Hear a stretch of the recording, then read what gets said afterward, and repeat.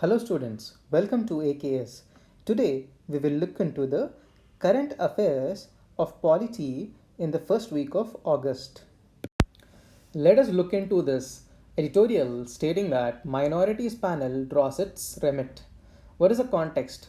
The National Commission of Minorities (NCM) has refused to entertain a plea to declare Hindus as a minority community in those states where they do not form the majority of the population. Let us look into the brief background of this issue.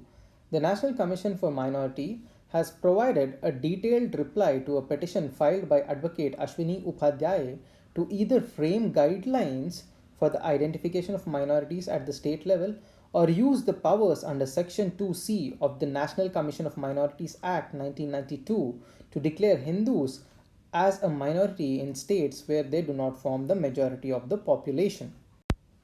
So let us look into the highlights of the judgment of NCM.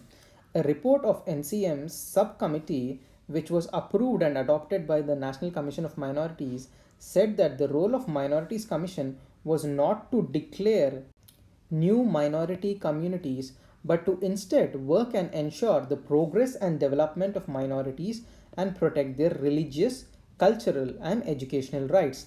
The National Commission for Minority has no such jurisdiction to declare certain communities as minorities. Okay. The repository of such powers to declare a community as minorities lies with the central government only.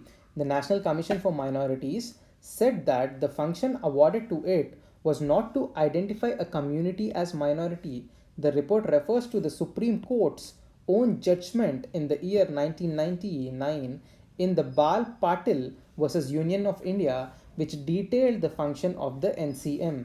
The court, in its judgment, has said that the constitutional goal of minority commissions is to create social conditions where there remains no necessity to shield or protect the rights of minorities. The minority commissions have to direct their activities to maintain the unity and integrity of India by eliminating the need to identify communities as majority and minority. Okay, so one group would vie with another for minority status if it is solely given on the basis of claims of religious thoughts, less numerical strength, lack of health, welfare, education, or power or social rights made by a section of the society. Thus, conflict and strife would ensure in the society is what the Supreme Court said in its 1999 Bal Patil judgment. Now, let us try to understand who are the minorities or what is the constitutional as well as the statutory status of minorities in India. The central government, by way of two notifications, one in the year 1993 and other in the year 2014, has notified six religious communities, namely the Muslims, Christians, Sikhs, Buddhists, Parsis, and Jains as minorities in India. The National Commission of Minority has no say in deciding who is a majority and who is not. So, the constitutional position categorically states that it is the sole prerogative of the central government to notify certain community as minority communities but not the National Commission of Minorities. The Constitution of India grants special fundamental rights for the protection and advancement of minorities in India. However, the term minority itself is not defined in the Constitution. One can nevertheless infer from the Articles 29 and 30 read together that the term primarily refers to religious and linguistic minorities. So, with the inference from the Constitution, we can say that there are two kinds of minorities in India, that is, religious minorities as well as linguistic minorities. In the year 1958, the Kerala Education Bill 1957 case, the Supreme Court had said that it is easy to say that a minority community means a community which is numerically less than 50%, but whether it is less than 50% of the population in a state or at the national level was left undecided by the Supreme Court in the Kerala Education Bill case of 1957. In the year 1971, in the DAV College case versus State of Punjab, it was held that religious or linguistic minorities are to be determined only in relation to a particular legislation which is sought to be impugned. If it is the state legislature, these minorities have to be determined in relation to the population of the state. In the year 1992, the National Commission for Minorities Act was enacted. So, this is signifying that the National Commission for Minorities is a statutory body. The Section 2C of the Act defines minorities for the purposes of this Act, which states that a minority means a community notified as such by the central government. Thus, the National Commission for Minority Act 1992 states that a certain community which is notified by the union government as a minority community is then awarded the status of minority in India. Thus, only the central government can notify a community as a minority.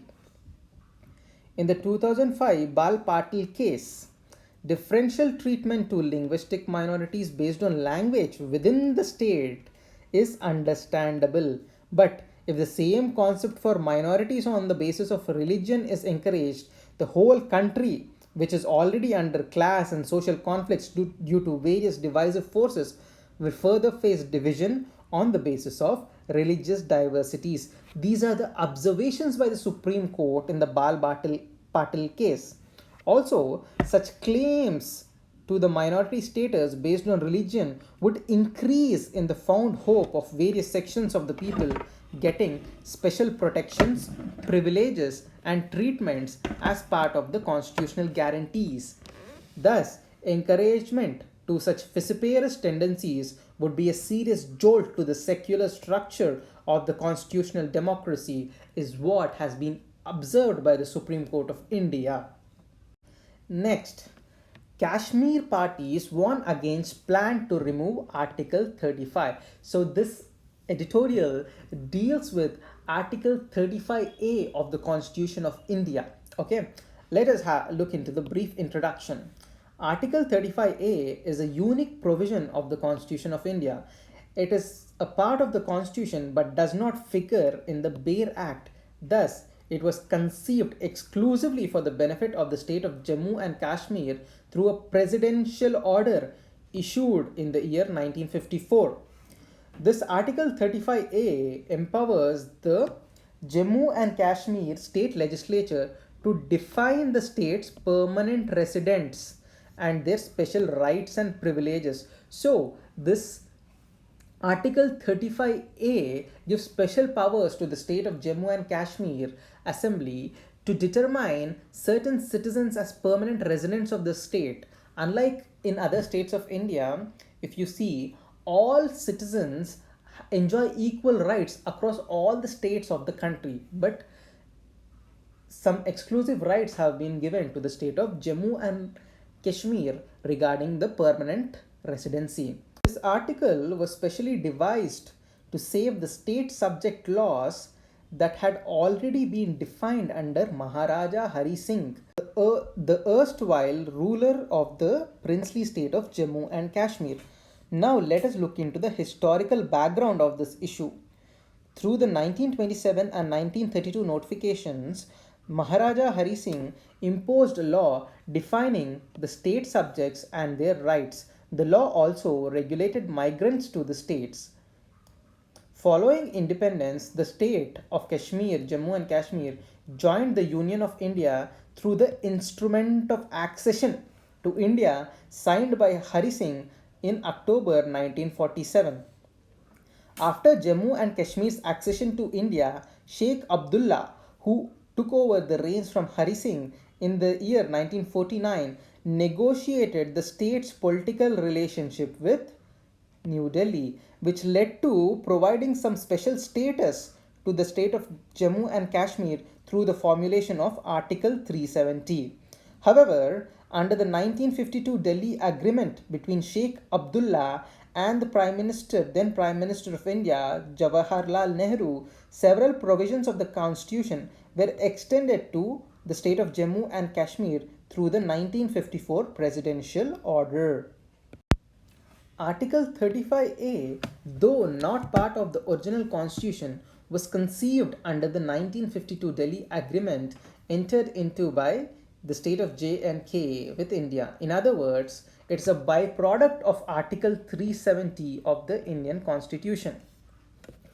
Article 370 guarantees special status to the state of Jammu and Kashmir.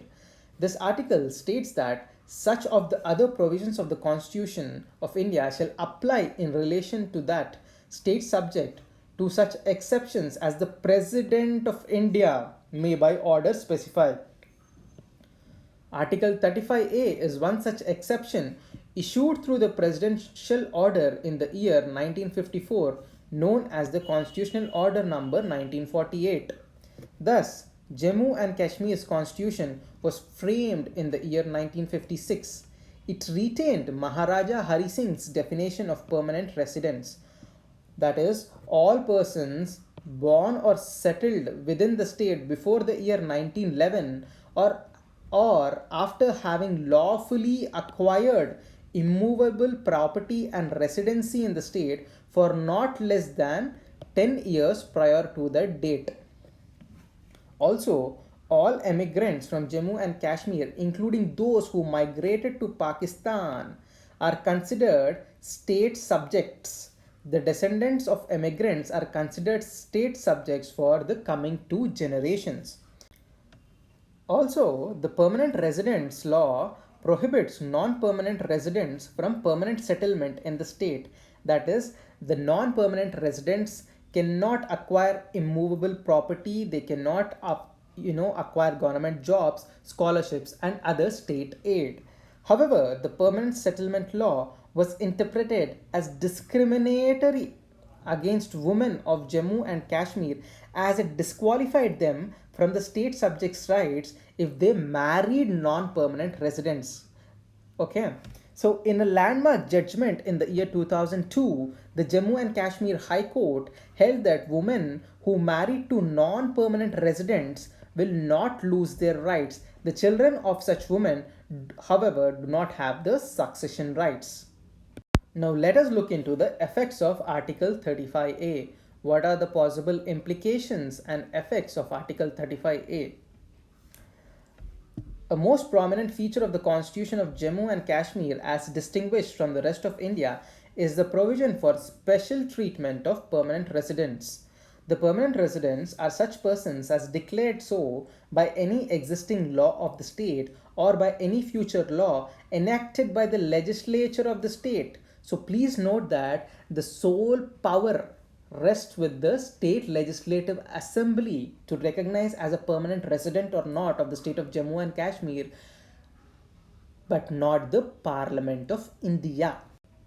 As stated in Article 35A, any such law may either confer special rights or privileges or impose restrictions upon the permanent residents with respect to employments under the state government, acquisition of movable or immovable property, settlement in the state, and the right to scholarships and other form of state aid. Such legislation shall be valid notwithstanding that it is inconsistent with the fundamental rights conferred by the Constitution of India upon the other citizens of India. So now let us look into why the Article 35A is being debated in the present context. It was not added to the Constitution through an amendment under Article 368. As you know, to amend the Constitution, certain provisions and procedures have been mentioned as part of Article 368A. So there have been arguments that the Article 35A has not been added to the Constitution of India through the Constitutional Amendment Act. Thus, it was never presented before the Parliament and came into effect immediately.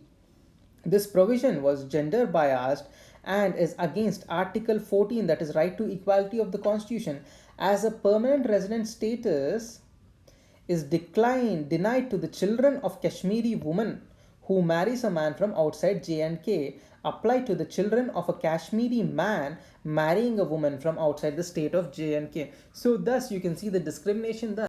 So that is the present status of Article 35A and the various issues related to it. Now let us look into this editorial stating beyond talaq on Muslim divorce bill. So what is the context? Both houses of the parliament have passed a bill making instant triple talaq.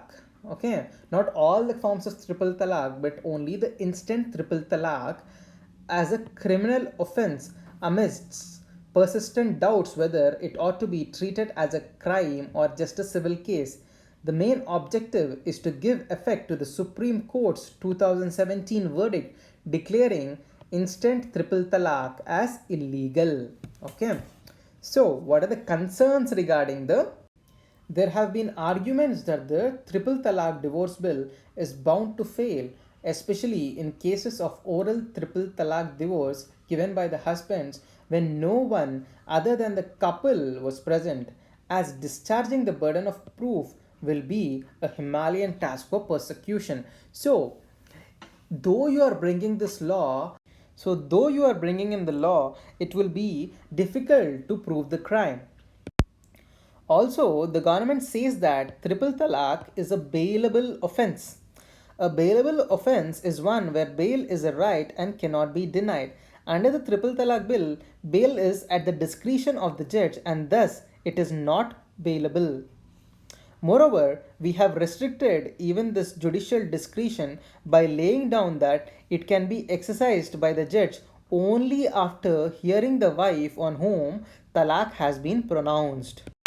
Also, there have been arguments that the bill will be a huge disservice to Muslim women as no husband on his return from jail is likely to retain the wife on whose complaint he had gone to prison.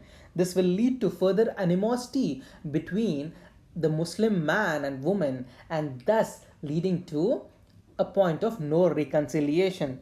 Also, there have been arguments that the bill will lead to more divorces and abandonment, thus questioning the very idea of marriage.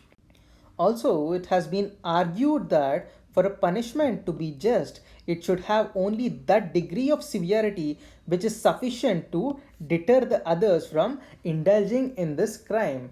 However, if you look at triple talaq bill, the punishment invariably exceeds the crime and in the ultimate analysis it harms the state in the longer run. Okay, that is about the triple talaq bill and the various issues and arguments against the triple talaq bill. Thank you. Have a good day.